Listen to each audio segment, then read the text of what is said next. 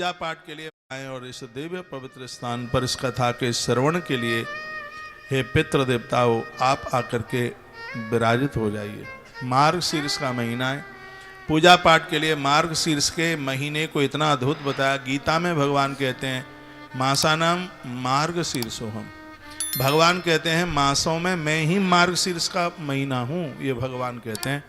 वो कहते हैं कि मुझे बहुत ही ज़्यादा पसंद आने वाला ये महीना, ना गर्मी है ज़्यादा ना सर्दी है ज़्यादा। ये ऐसा महीना है कि इस महीने में श्रीमद् गीता प्रकट होती है, श्रीमद् भगवत गीता इसी महीने में प्रकट होती है। इतना अद्भुत महीना, इसी महीने में वृंदावन के भगवान बांके बिहारी जी महाराज प्रकट होते हैं। ये इतना अद्भुत महीना है, इसी महीने में भगवान श्री राघवेंद्र सरकार दुल्हा बनते हैं, उनका विवाह होता है। वो यही पावन बहुत पवित्र महीना है। और ऐसे ही मास में और आज भगवान महादेव का अद्भुत दिन है, आज सोमवार है। कहते हैं कि सोमवार का जो दिन है वो इष्ट सिद्धि के लिए होता है, इष्ट प्राप्ति के लिए होता है। मंगलवार का दिन ऋण मुक्ति के लिए होता है। बुधवार का दिन माता पिता की सेवा के लिए, समाज की सेवा के लिए होता है।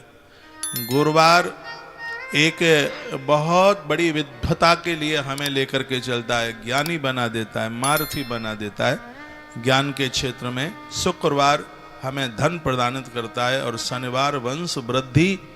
और रविवार का दिन भी इतना अद्भुत है कि दुश्मन भी हमारा आदर करता है, मान करता है। तो सप्ताह के 7 दिनों का अपना एक बहुत बड़ा प्रभाव है। तो आज सोमवार, भगवान करे कि सबको इष्ट दर्शन हो, परमात्मा आप सबकी इस कथा को, पूजा को, आराधना को, साधना को स्वीकार करे। देवताओं के आह्वान के तत्पश्चात और बस मैं मानस की एक चौपाई बोलता हुआ भगवान शिव का ध्यान करता हुआ और फिर मैं श्रीमद् भागवत के 18,000 श्लोकों की तरफ आपको लेकर के चलता हूं, जिसमें 335 अध्याय है, 18,000 श्लोक हैं। और एक एक श्लोक ऐसा है जो हमें भगवान की होने की अनुभूति कराता है। रामायण की है चौपाई याद कर ले, एक लोटा जल महादेव के ऊपर चढ़ाए। तो इस मानस की चौपाई को आप जरूर बोलिए, शिव बड़े प्रसन्न होते हैं।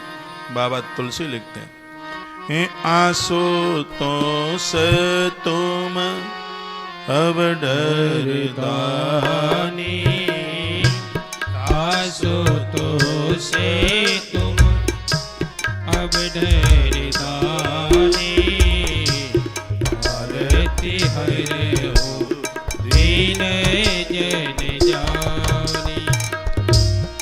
आंसू तो से तुम अब डरदानी, आंसू तो से तुम अब डरदानी, आरती हरे हो दीन जन जाने।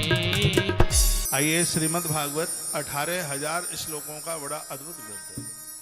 18,000 श्लोक 4 श्लोकों में से लिखे गए। बात उस समय की थी जिस समय भगवान व्यास मां सरस्वती के किनारे पर बैठे हुए थे। उन्होंने 1 लाख श्लोक वाला महाभारत लिखा, लेकिन उन्हें शांति नहीं मिली। तो वहां पर देवसी नारद जी का आना हुआ और देवसी नारद जी ने उस समय 4 श्लोक भगवान व्यास को सुनाए थे, जिनकी चर्चा भागवत में की गई है। क्यों नहीं हम कथा को उन्हीं 4 श्लोकों से आज शुरू कर। भगवान की कृपा से हर ग्रंथ पुराण की कथा कहने का सौभाग्य प्राप्त हुआ है। कार्तिक में मैंने पुष्कर में कथा करी भागवत जी की, सिरादे, उसके बाद में का सौभाग्य प्राप्त हो रहा है, बैठा एक दिन के लिए भी नहीं। उसके बाद में मैंने हरवंश पुराण की कथा गाई है और अभी चरक संहिता की कथा चल रही है। यदि आप टेलीविजन पर आप सुनते हैं तो हजारों सूत्र चरक संहिता के हर बीमारी का निदान है। तो उसमें महात्मा चरक ने कहा बीमारियों से डरिए मत, घबराइए मत।